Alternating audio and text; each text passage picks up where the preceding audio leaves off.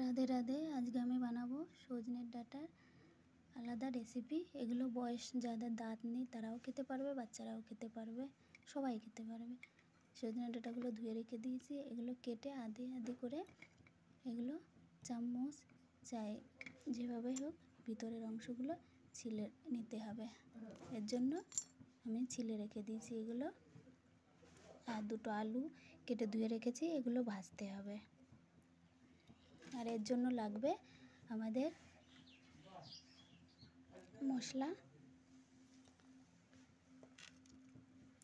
পেঁয়াজ, রসুন, শুকনো লঙ্কা, টমেটো আর একটুখানি জিরে আর গরম মশলা। এগুলো মশলা করতে হবে। এবার যে মশলাটা করে রেখেছিলাম মশলাটা দিয়ে দেবো। মশলা পেকে গেছে। এবার একটু হলদি পাউডার আর লবণ দিয়ে দেবো।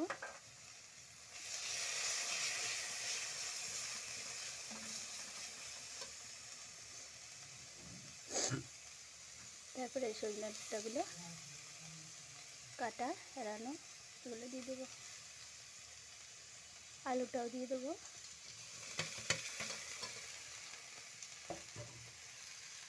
হালকা পরিমাণ জল দিয়ে দেবো। লগভগ সজনে ডাঁটার সবজি হয়ে গেছে। এবার একটুখানি আমি চিনি দিয়ে দেবো।